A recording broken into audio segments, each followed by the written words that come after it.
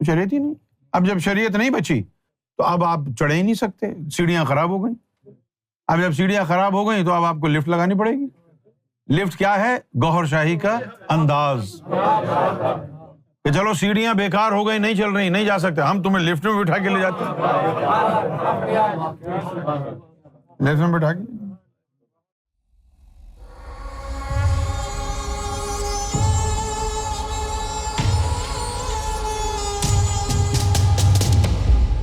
ذکر قلب کا تو قرآن میں ذکر آیا ہے نا، لیکن ان الفاظوں میں اس کو سمجھنا انٹیلیجنٹ لوگوں کا کام ہے.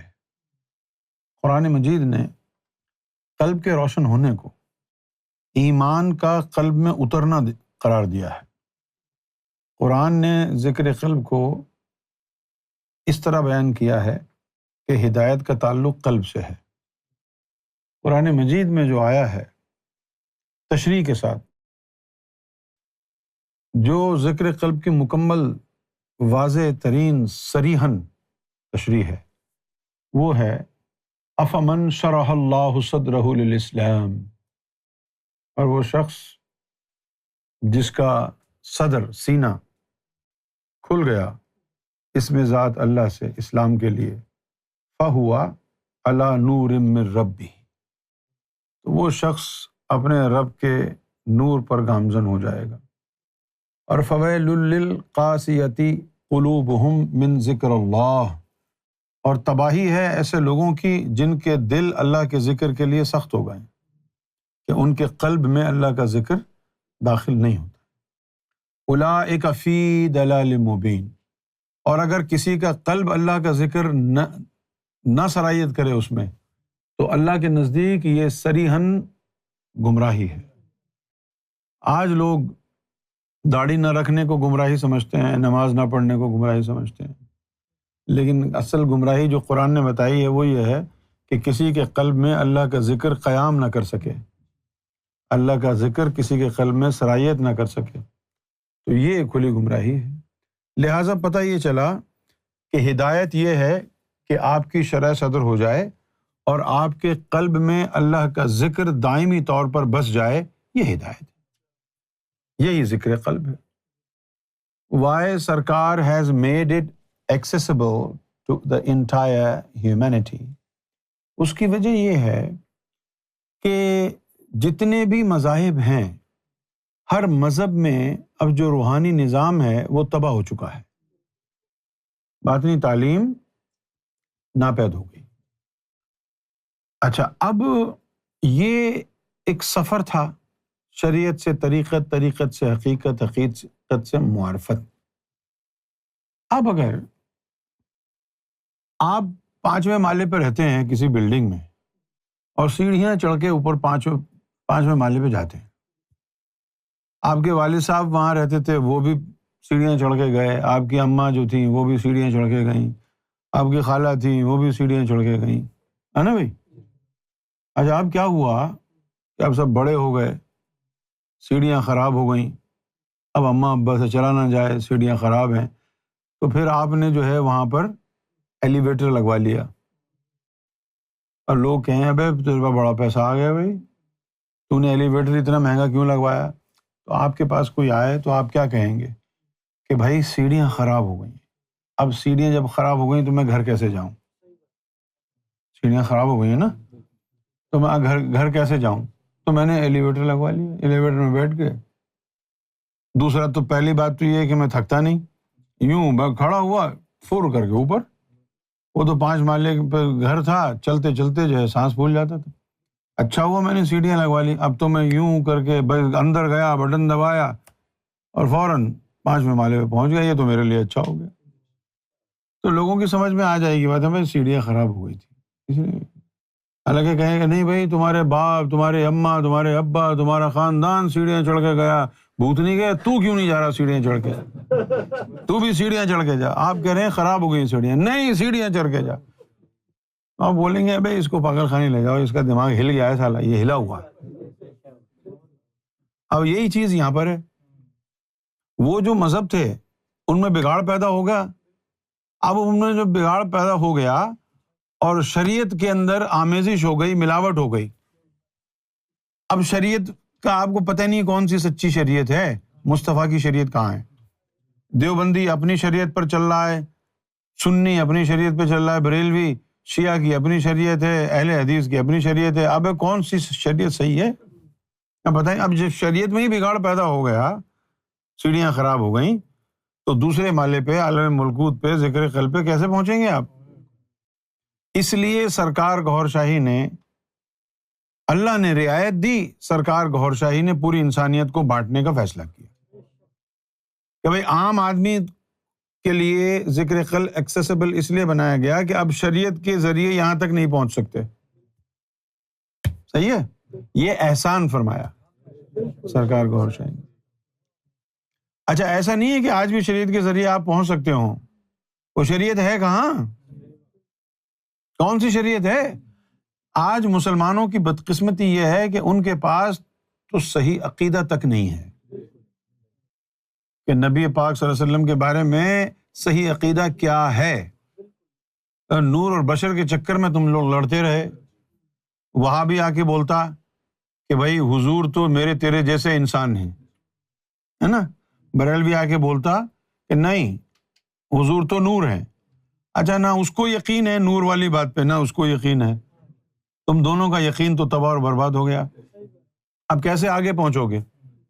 نہ تمہارا حضور کی ذات کے حوالے سے عقیدہ صحیح، نہ تمہارا امام حسین مولا علی کے بارے میں پنجتن پاک کے حوالے سے تمہارا عقیدہ درست نہیں ہے، نہ ولیوں کے بارے میں۔ اب تو یہ جو بریلوی حضرات ہیں، ان کا ولیوں کے بارے میں عقیدہ خراب ہو گیا ہے نا؟ کیا ہو گیا عقیدہ؟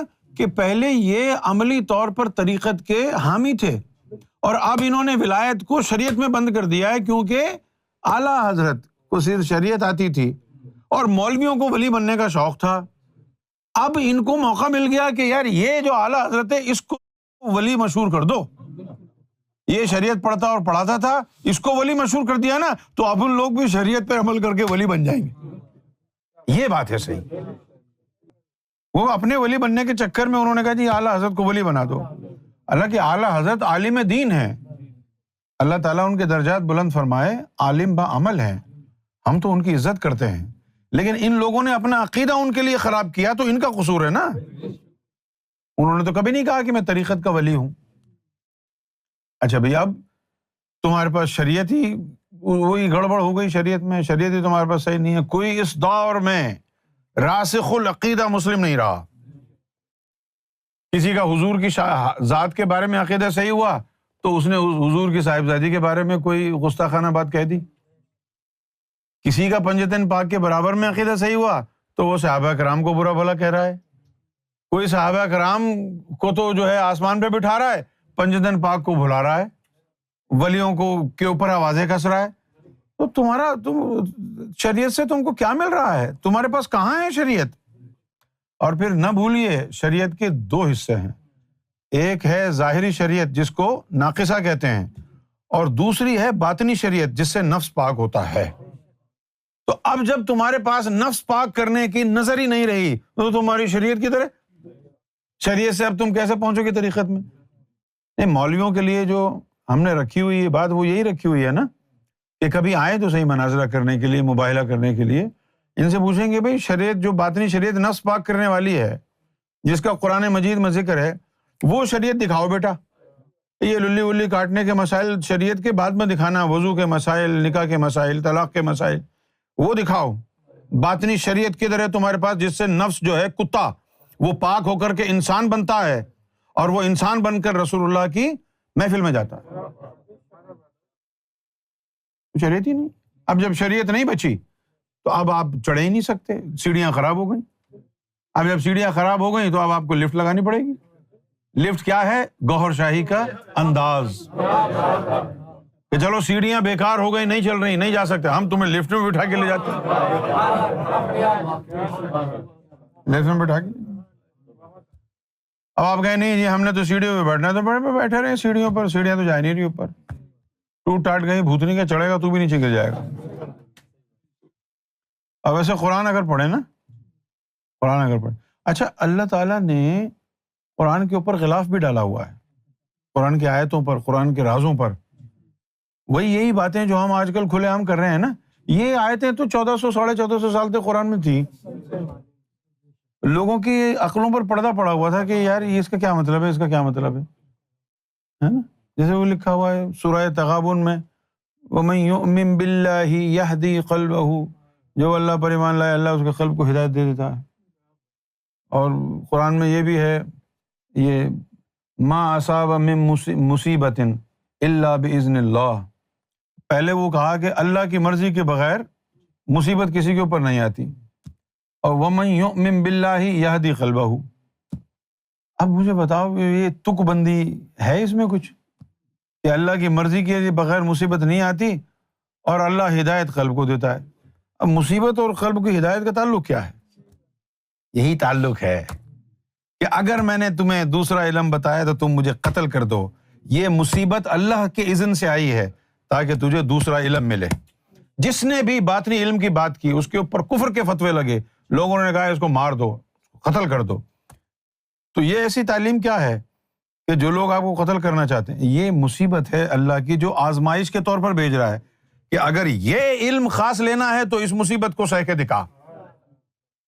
کوئی قادیانی بولے گا، کوئی کافر بولے گا، کوئی کچھ بولے گا، کوئی کچھ بولے گا، اس مصیبت کو سہ کے دکھا. اور سب نے سہا اس کو.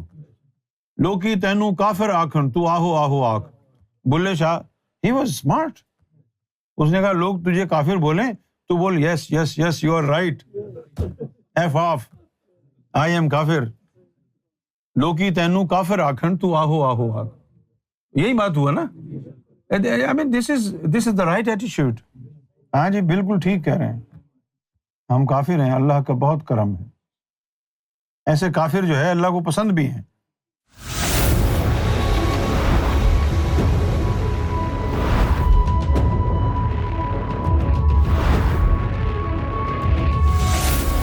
Amra TV, the place to connect with God.